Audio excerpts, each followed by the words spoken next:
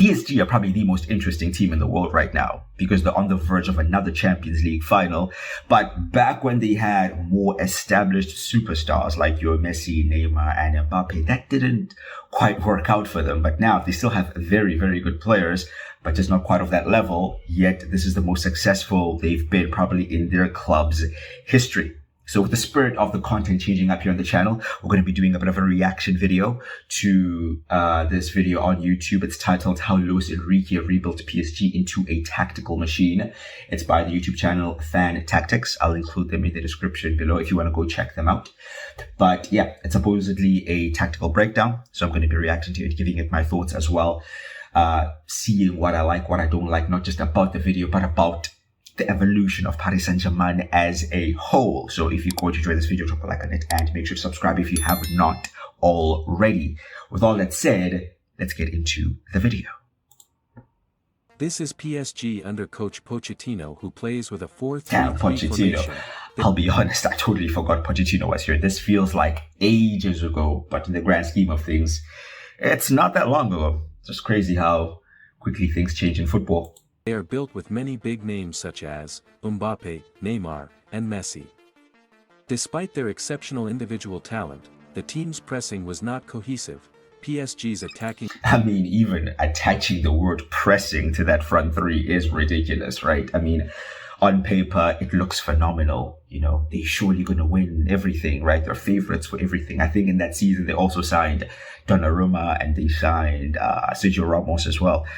So Galacticos upon Galacticos, but when you look at things tactically, especially with a coach like Pochettino, the question was, he likes a very high pressing, very aggressive style of play. Who in that front line was going to be the guy initiating the press? Who was going to be doing that dirty work? And a lot of people kind of overlook that part because you're always looking at the quality of the players. But this is where systems and tactics, especially now with how football is, always overcome individual brilliance, and it never worked in the end. Line rarely did collective defensive work and closed down the opponent's passing lanes, ultimately leaving just see how passive they are defense off balance. Now compare that to Yeah, like it was never going to work, man. And I guess Pochettino's most successful time was with Tottenham, right? And at that time he had very young and hungry players who had a point to prove, you know, didn't have that much of an ego. And also, there's no coincidence when he went to Chelsea, they brought in young players. And yeah, that didn't quite work out as how they wanted it to. But I think it's important to recognize the profile of coach, his style of play, and the players you end up giving him. Because having players that are, well, Messi and Neymar in like their 30s, early to mid 30s, and then you have a guy with an ego like Mbappé, and you're expecting them to be running their socks off. It's not right. It's not quite going to work out, right? And there is that famous video of Luis Enrique having that one-on-one chat with Mbappé, basically telling him that, listen, if you want to play in my team, you're going to have to do the defensive hard yards. Yeah, and there's no coincidence that soon after that, Mbappé left, and they're the most successful they've ever been. PSG under Luis Enrique, their pressing has become a highly structured tactical weapon. Tight blocks, clear triggers, and intense pressing from all sides, not just chasing the ball, but locking down the opponent's space. This was the radical transformation at PSG that took them to the top of Europe. Have their hands on the trophy for the first time ever. Paris reign. Yeah, they finally won that Champions League that they've been chasing for well over a decade now. Gotten so close many, many times. And man, Enrique is such a phenomenal manager. He was so written off after that Spain World Cup run in 2022 in Qatar. I think they made it to the quarterfinals, I believe. They lost to Morocco, I remember. And people kind of like wrote him off and everything with such a young team. But then I've always rated Enrique, and managers that are able to identify not just quality in players, because we all know Dembele and Kvaratskhelia are phenomenal players, but the personalities, right? And that's a very underrated side of football. Identifying players with the right personality to fit in to what you're going to ask of them. Players that embrace hard work, that embrace, you know, the dirty side of the game, not just the prima donnas of the game. Wow, like that takes some credit, 2025.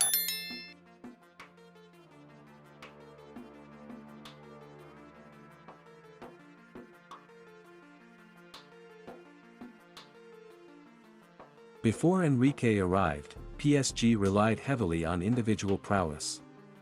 Stars like Mbappé, Neymar, Messi, and even Di Maria often dominated the lineup, but collective tactics often fell short on the pitch. Despite possessing top-tier strikers, the team's pressing was often uncoordinated. Some PSG forwards lacked defensive presence, allowing opponents to find gaps and punish them, resulting in PSG failing to maintain stability on the European stage. This superstar model without a system shows its limitations on the Champions League stage.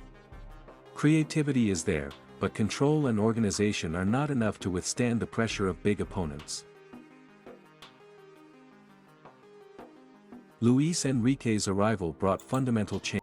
Yeah, that era of the superstar era, as they are titling it, they got close. I think the closest they got was the final. Was it in 2020 where they lost to Bayern Munich, where Bayern won that treble?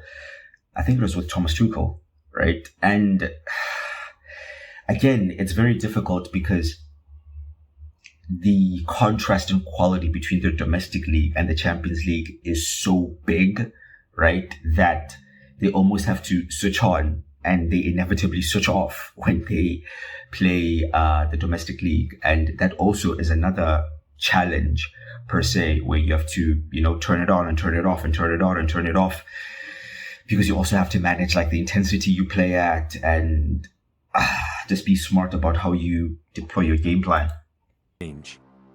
His tactical vision was clear, no longer relying on individuals, but building a system that could win without relying solely on superstars. Enrique redefined PSG from a star-driven team to a disciplined and aggressive tactical machine. One of the main aspects of Enrique's philosophy is positional play. Players know their roles very precisely, and the formation structure is made to be flexible in both attack and defense. With their planned ball control, positional rotation and high pressing, PSG now has a very different framework. Structured pressing. One of Luis Enrique's most lethal weapons is his highly structured pressing. In moments without the ball, PSG don't just defend, they control the direction of play. The strikers position themselves to block passing lanes into the middle, while the wingers push opponents. Yeah, ideally when pressing, that's what you try to do. You try to force a team to go out wide, and in a sense you use the touchline as an additional defender. So when the ball is either forced to the right back or the left back, the only option is to go long, right? And you kind of then back the players in that final line. As you see in this specific instance, they have 3 on the halfway line. So then you back those players to win their individual duels. That's where duels then become important, be it aerially or ground duels. But again, this can really only be done when you have top quality defenders 1v1, top quality defenders and smart defenders, both aerially and on the ground, to know when to engage, when to hold back, when they are aggressive, not to commit fouls, not to get bookings. So it's not easy. It's really not easy. To the flanks. At these moments, PSG's midfielders move forward aggressively, even the fullbacks step up to narrow the space. The pressing trigger is clear. Enrique wants the opponent to direct the ball to a specific area, where PSG has already set a trap. This pressure isn't just about pressing, but is positioned to force the opponent to make a mistake in the most dangerous spot. When PSG is in possession, the formation changes. Yeah, that back 3, of course, meaning Hakimi can go up because he is a much better offensive player than he is defensively. He's not bad defensively, actually. He's not like a liability or anything, but he offers so much going forward. I think it's because he played as a winger coming through Real Madrid, and he played as like a wing back at Dortmund, at Inter. So he is traditionally more of an offensive player. So you'll see that back 3 formation is dynamically. Enrique employs a 3-2-5 formation in the attacking phase, with 3 defenders, 2 midfielders, and 5 forwards. Coutinho, it's a delightful pass, here's Doué! Inverted fullbacks are crucial here. They drop deep, assist in build-up play, and create man advantages in midfield. Player rotation also occurs. Midfielders switch I'll be honest, I haven't seen wingers much switch, of this. and pivots join in the pressure when needed. This isn't a passive build-up, it's control of strikers space become and tempo. midfielders. Wow.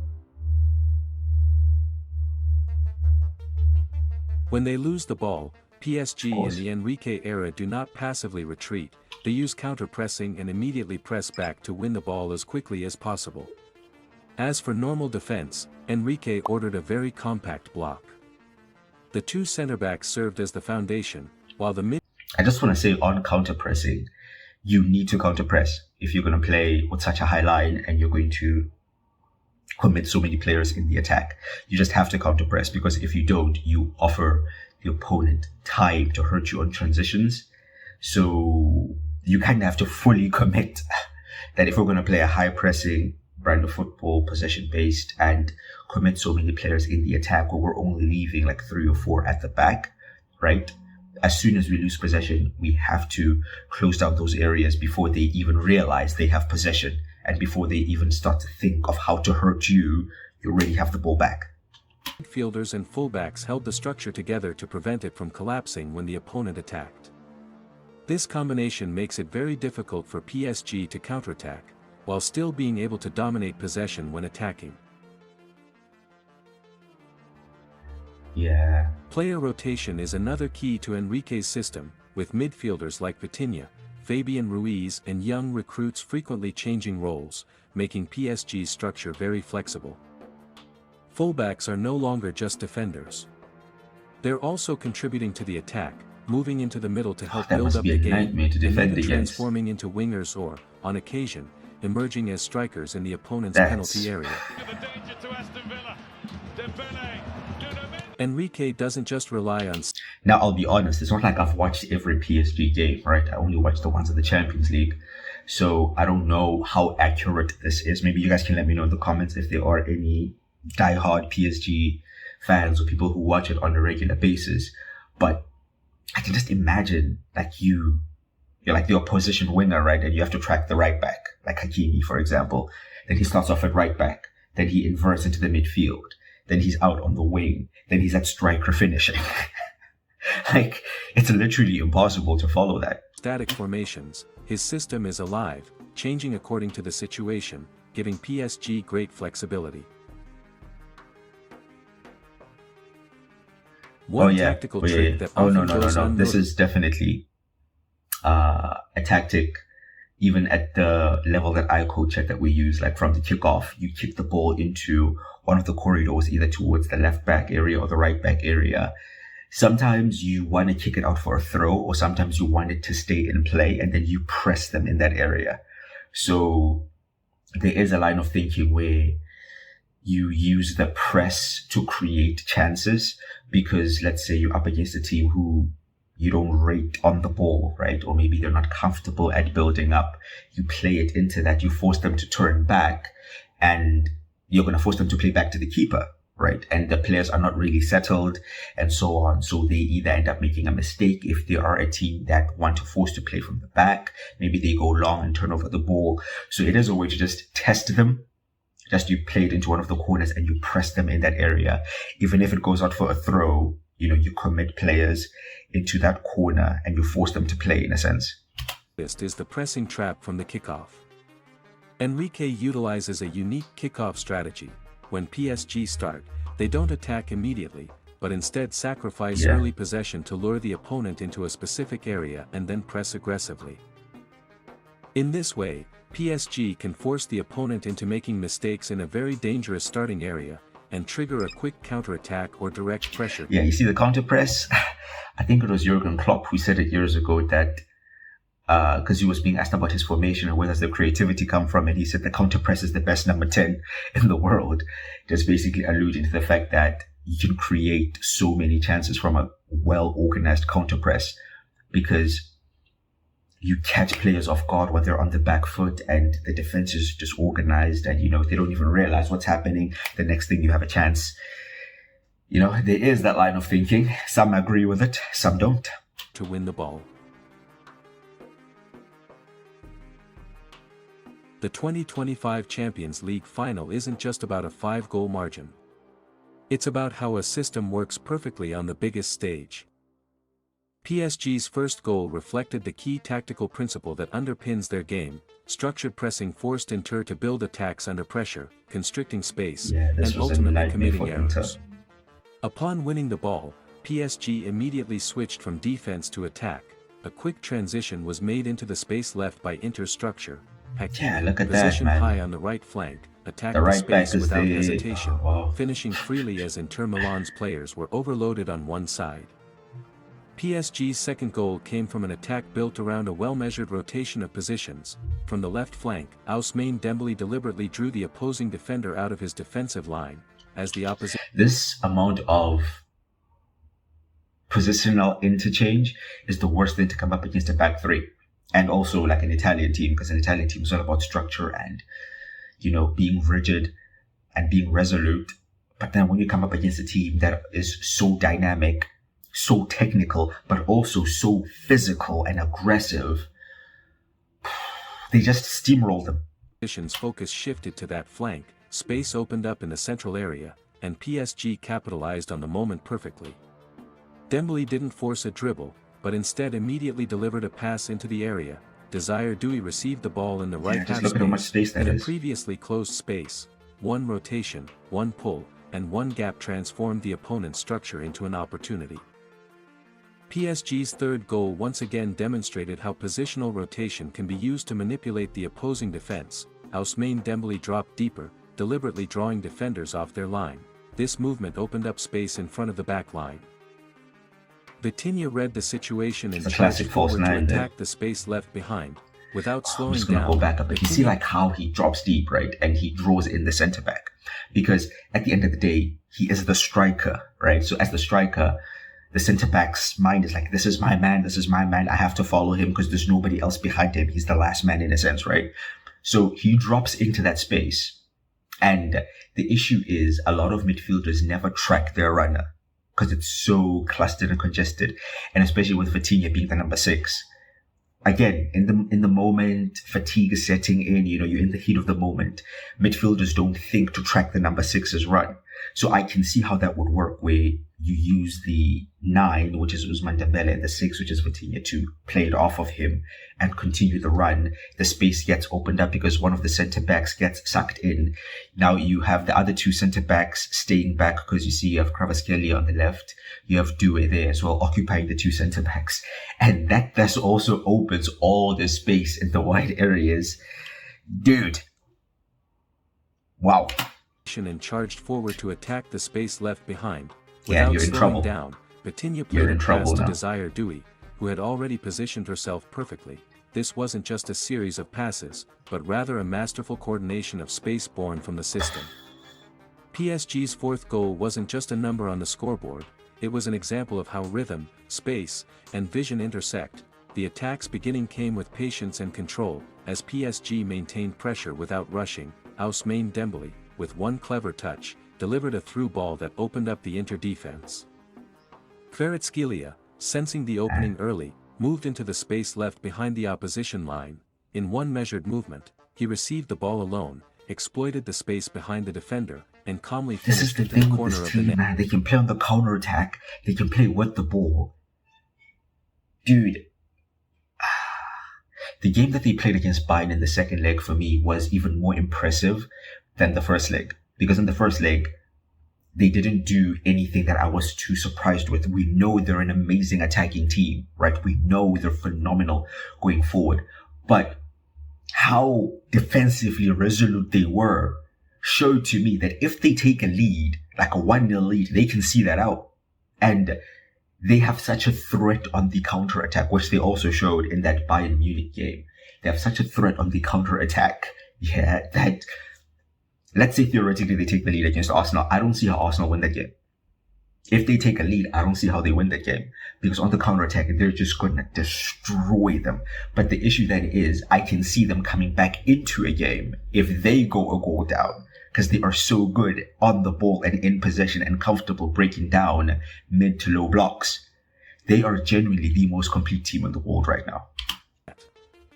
This fifth goal confirmed one important thing about PSG under Luis Enrique: they don't attack randomly, and they don't rely solely on the moment. They patiently work out space, forcing the opponent's structure to shift, until small gaps begin to open up, and when those moments come, PSG are in the perfect position to capitalize.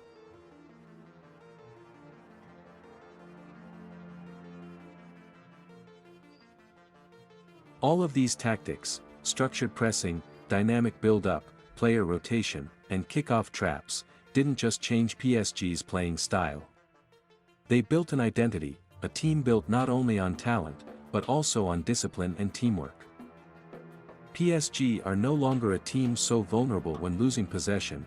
They've become one of the most pressing teams in Europe. Nah, man, young, creative players have been given clear roles within the system, but without sacrificing the team's balance. The result?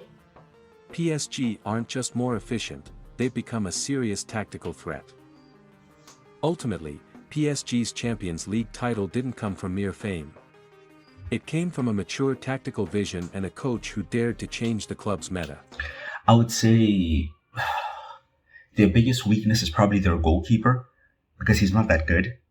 However, he is more of a traditional goalkeeper as well. So he is competent in shot stopping. With his feet, he's not that good. So I guess the ploy would be to press them high, right? To force him into possibly making mistakes. But everybody else is comfortable on the ball, on the field. So all he has to do is find someone. Doesn't have to find anybody in particular. Marquinhos is fantastic on the ball. That guy's basically a midfielder, man. You have William Pacho, who I was actually surprised how competent on the ball he is. He dribbles into the midfield, no issue. He's also physical and tall, and dude. And then their fullbacks, I don't even need to speak. And moving forward, it's just a nightmare for opposition. Luis Enrique proves that a system can be more powerful than individual magic. Yeah, definitely. And when the team moves as a unit, no star is too bright, because the biggest star is the structure itself. And his teammates ready, and he raises the trophy. French football. I'll be honest, we're hoping to see the same scenes in a couple of weeks' time in the Champions League final. But looking at the Arsenal team, probably another area they could overcome PSG is probably in the midfield if they just go full-on physicality. Because at the end of the day, right, you look at Fabian Ruiz, João Neves, and Vitinha, they are not the most physical players. So when you put in like a Declan Rice in there, right, Zubimendi isn't all that physical, but maybe you put in Miles Lewis-Skelly, like if you just bolster up that midfield, if Marino was available, I don't know if he would be, but if you play those incredibly physical players, then I assume you could unsettle them, because they would not be used to that type of physicality, but they are also very zippy and mobile, so they could just be running rings around them, so they definitely don't have many weaknesses. But if they do have any, what do you guys think they are, and who do you fancy for that Champions League final as well? Because it's obvious that PSG are overwhelming favorites. And again, for me, that second leg they played against Bayern Munich showed me that they can do the other side. Not necessarily the dark arts or dirty whatever, but they can graft and defend and see out a result against a significantly better attacking team in Bayern Munich, compared to Arsenal at least. So that Champions League final is going to be quite interesting. But anyway, you guys let me know what you would like for me to check out next. I have a couple of things, certain players that I'd like to do reaction videos on, certain teams, certain managers' philosophies and stuff, just to tie it into what I do as well with football. But anyway, let me know your thoughts down in the comment section below. Drop a like on this video if you have enjoyed it, and subscribe as well if you have not. And I'll see you guys next time.